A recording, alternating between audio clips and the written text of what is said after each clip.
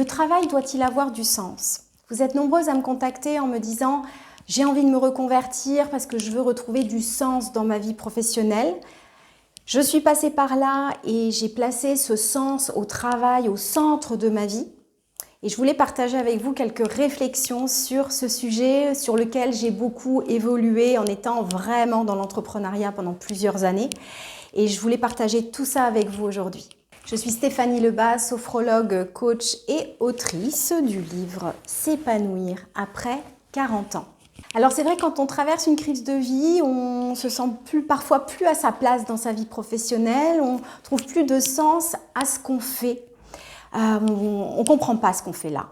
Ça arrive à beaucoup d'entre nous et moi je me suis beaucoup questionnée sur ce sens-là. Et est-ce qu'avoir du sens dans son travail, c'est obligatoire pour être heureux? Alors encore une fois, ça dépend où on place le curseur sur son échelle du bonheur de sa vie professionnelle.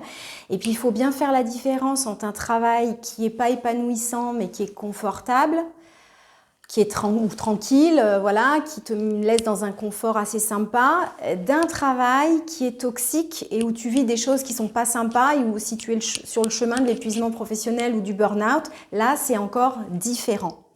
Mais un travail peut participer au bonheur évidemment, mais ce n'est pas la seule condition au bonheur. Le bonheur, c'est quelque chose de global, c'est un équilibre, c'est un épanouissement. Tu as des gens qui s'éclatent dans leur boulot, qui a du sens, mais qui n'ont aucune vie privée. Leur vie, c'est 100% boulot. Et ça, c'est très dangereux quand on place ses œufs dans le même panier. Quand le sens de ta vie ne dépend que d'un travail, que d'un homme, que de tes enfants, que de quelque chose qui est extérieur à toi et qui est changeant, hein, ça on le sait. Donc oui, ça peut participer à l'épanouissement et au bonheur quand on fait quelque chose qui nous plaît, parce qu'on y est quand même 8 heures par jour, donc c'est important, mais pas que. Je pense notamment aux métiers passion qui ont tellement de sens, hein, la sophrologie, le coaching, la naturopathie, tous ces métiers bien-être où on est au service de l'humain. Moi, je suis à mon compte depuis 4 ans et je peux vous dire que j'ai vécu des périodes extrêmement stressantes et précaires. Hein, le libéral reste précaire. Et avoir un boulot qui a du sens, mais ne pas gagner sa vie et ne pas savoir si on va payer ses factures, c'est extrêmement anxiogène. Et là, on n'est pas heureux dans ces conditions-là. Donc, je veux mettre en lumière que le sens seul n'est pas assez. Voilà, c'est important peut-être, oui, d'avoir du sens ou en tout cas un intérêt.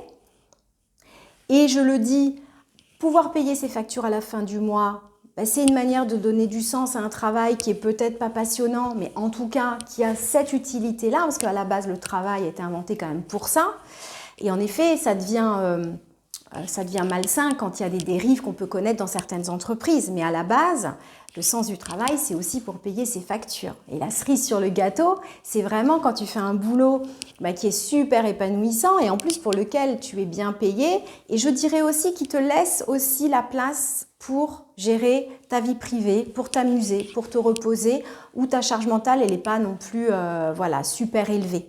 Voilà, donc je voulais vraiment faire cette courte vidéo sur le sens au travail parce que c'est très important, surtout si tu es dans une démarche de reconversion, dans un métier bien-être de l'humain où tu te dis « mais je vais enfin vivre des journées formidables avec du sens ». Oui, mais n'oublie pas tout ce dont je te parle sur les autres vidéos, que c'est un travail énergivore, il n'y a pas que l'accompagnement. Pour avoir des clients, il faut mettre en place plein d'autres choses autour qui vont te demander beaucoup d'efforts, qui n'auront pas toujours de sens pour toi, ou en tout cas, tu n'auras pas forcément de l'appétence pour ces côtés-là de ton métier. Donc, n'idéalise pas tout ça, et le sens seul n'est pas assez, parce qu'il va falloir que tu en vives, il va falloir reconversion bien-être ou autre, hein, changer de travail, enfin, il n'y a pas que ça. Ce que je voulais vraiment te dire, c'est que le sens n'est pas le seul critère de ton épanouissement. Et n'oublie jamais de mettre le curseur où c'est juste pour toi. N'oublie pas ton équilibre global, même si à certains moments on doit s'investir. Je pense à l'entrepreneuriat à nouveau. On doit s'investir, mais sur le long terme, c'est important que tu puisses avoir toutes tes sphères de ta vie qui sont importantes pour toi, couple, perso, amis si c'est important pour toi, famille, d'avoir un certain équilibre en fonction de ce qui est juste pour toi. Hein. Ce n'est pas un équilibre parfait, c'est pour toi en fonction de tes valeurs. Donc attention à ne pas se mettre une pression supplémentaire, à se dire oui, je veux vivre une vie professionnelle passionnante, trépidante, où je m'ennuie pas, où j'ai du sens, où je gagne plein d'argent. Attention à ne pas se rajouter encore des injonctions au bonheur ou à l'image de la vie parfaite si c'est celle que tu as au niveau professionnel. Je te le dis parce que je l'avais un peu. Et il y a un moment donné, ça me mettait inconsciemment puis consciemment une pression telle que ça m'a vraiment fatiguée d'avoir ce truc de Graal et puis quoi.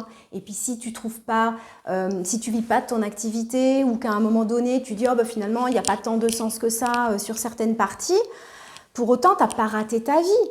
Et moi à un moment je me suis dit ouais mais si j'atteins pas mes résultats, j'ai raté ma vie professionnelle.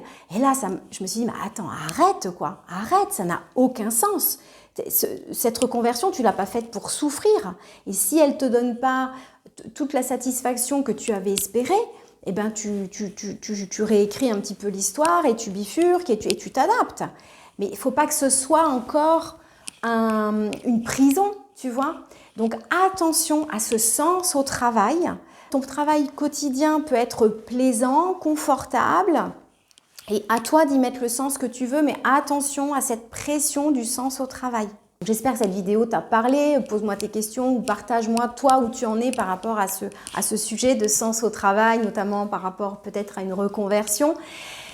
Et je répondrai à tes questions avec toujours beaucoup de plaisir. À bientôt pour une nouvelle vidéo.